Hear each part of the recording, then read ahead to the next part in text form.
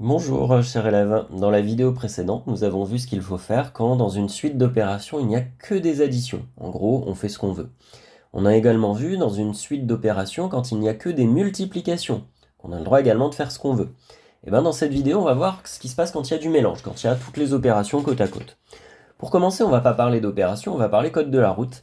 Donc regarde sur cette image, la voiture blanche, là, elle est arrêtée à un feu.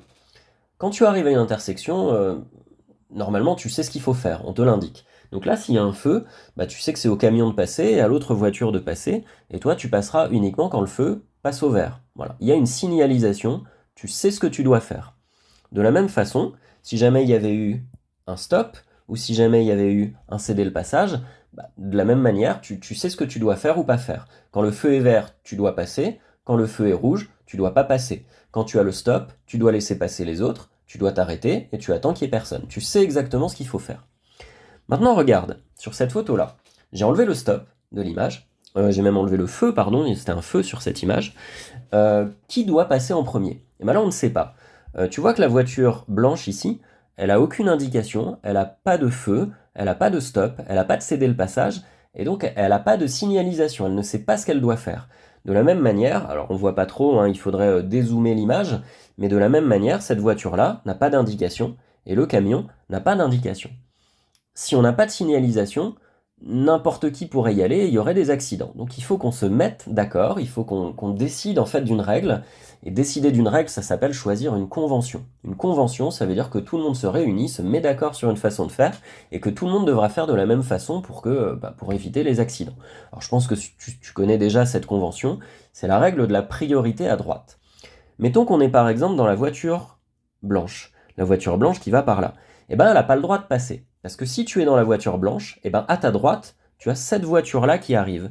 Et donc, comme on va laisser la priorité à droite, ça veut dire que le véhicule, que ce soit voiture ou même un vélo qui arrive de ta droite, forcément, tu vas devoir le laisser passer. Donc, ça signifie que la première voiture à passer, ce sera celle-ci. Quand cette voiture, elle sera allée tout droit, il te restera le camion à ta gauche. Est-ce que c'est au camion de passer ou est-ce que c'est à toi de passer? Bah, c'est à toi, voiture blanche, d'y aller, puisque cette fois-ci, le camion, lui, à sa droite, il a quelqu'un, il a la voiture blanche. Donc en deuxième position, donc cette voiture-là, en deuxième position, ce sera bien la voiture blanche, et seulement en troisième position, c'est le camion qui va pouvoir avancer. Donc voilà, ça s'appelle la règle de la priorité à droite. En gros, on se met d'accord quand il n'y a pas de signalisation. Et bien passons aux mathématiques. Donc j'ai récapitulé à gauche avec signalisation, donc un feu, un stop, un céder le passage, on sait ce qu'on doit faire, et à droite sans signalisation, il faut choisir une convention, il faut se mettre d'accord pour qu'il n'y ait pas d'accident. Et bien regarde ce qui va se passer sur les mathématiques. Dans le calcul A, il y a des parenthèses, et tu sais ce que ça signifie quand il y a des parenthèses? Ça veut dire que c'est ce qu'il faut faire en premier, c'est prioritaire. Donc je peux faire très facilement ce calcul.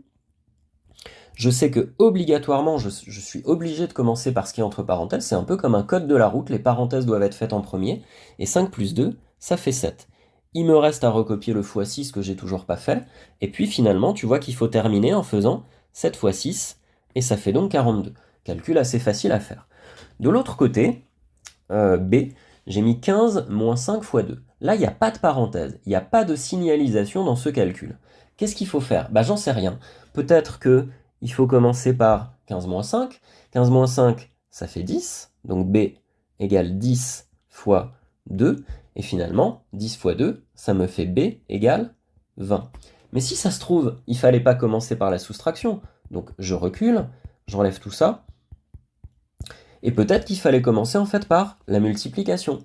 Et du coup, cette fois-ci, ça me donne 15 moins le résultat de 5 fois 2, ça fait 10. Et finalement, 15 moins 10, ça fait 5. Donc tu vois que si on commence par 15 moins 5, on a un résultat. Si on commence par 5 fois 2, on a un autre résultat. En gros, c'est l'accident, quoi. On trouve pas la même chose. Or, évidemment, quand on a un calcul, il peut pas y avoir plusieurs résultats pour un calcul. Il faut que tout le monde trouve la même chose. Sinon, on va pas se comprendre. Donc, de la même manière que dans une intersection pour laquelle il n'y a pas de signalisation, pas de feu, etc., on a inventé la règle de la priorité à droite, et bien pareil pour les calculs, quand il n'y a pas de parenthèse, il va falloir inventer une règle. C'est ce que nous allons voir maintenant. Premièrement, enfin, grand 2 puisqu'on avait déjà le premièrement sur les rappels du vocabulaire, on va voir les règles de priorité pour les calculs où il n'y a pas de parenthèse. La règle, la voici, c'est la règle numéro 1.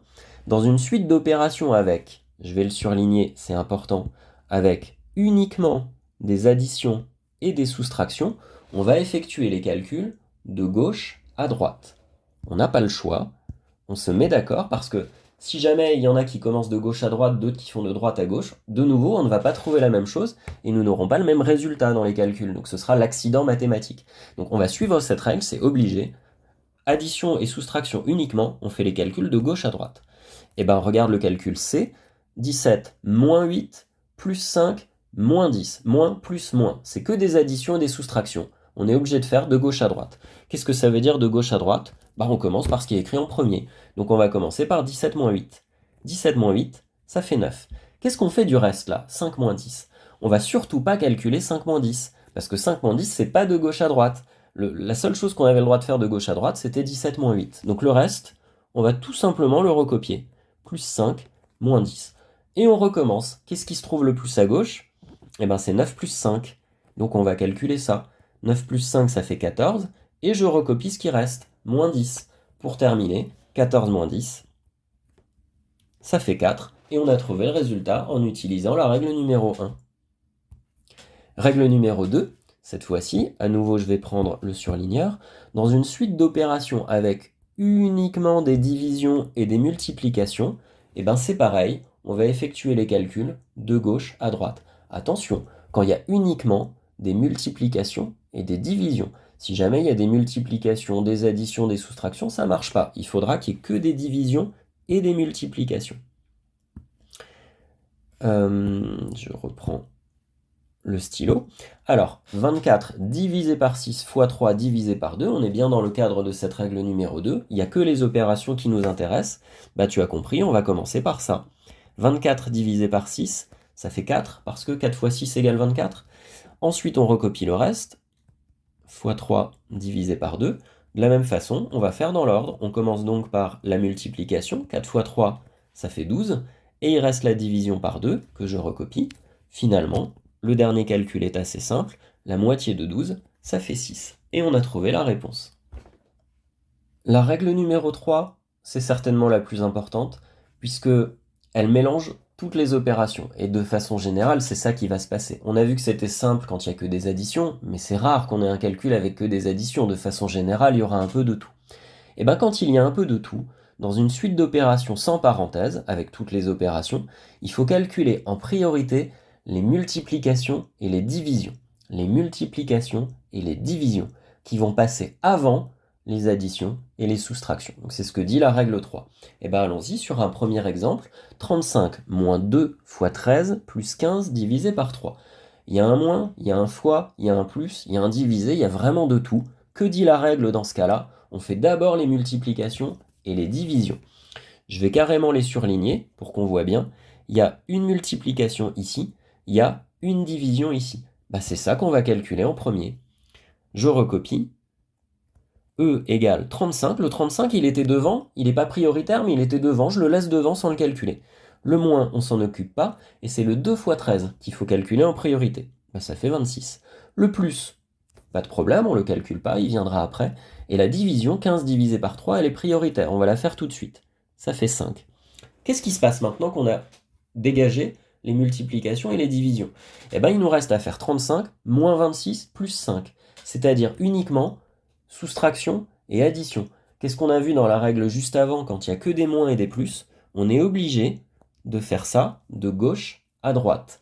On va donc commencer dans l'ordre où c'est écrit par 35 moins 26. Ça fait 9. Et le plus 5 qui est derrière, dont on s'occupe pour l'instant pas, on a juste à le recopier. Pour terminer, 9 plus 5, ça fait 14. Et on a trouvé le résultat de ce calcul un peu compliqué. Dernier exemple, f égale 48,3 moins 28 divisé par 7 fois 2. Là aussi, on voit qu'il y a un moins, un divisé, un fois. Il n'y a pas que des plus et des moins, il n'y a pas que des fois ou des divisés, il y a un mélange. Donc, on va essayer de trouver ce qu'il faut faire en priorité. Je surligne, comme tout à l'heure, on voit qu'il y a 28 divisé par 7 fois 2.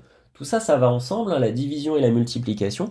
J'ai pas dit que la division passait avant la multiplication, J'ai pas dit que la multiplication passait avant les divisions, j'ai dit qu'il fallait faire les multiplications et les divisions avant tout le reste.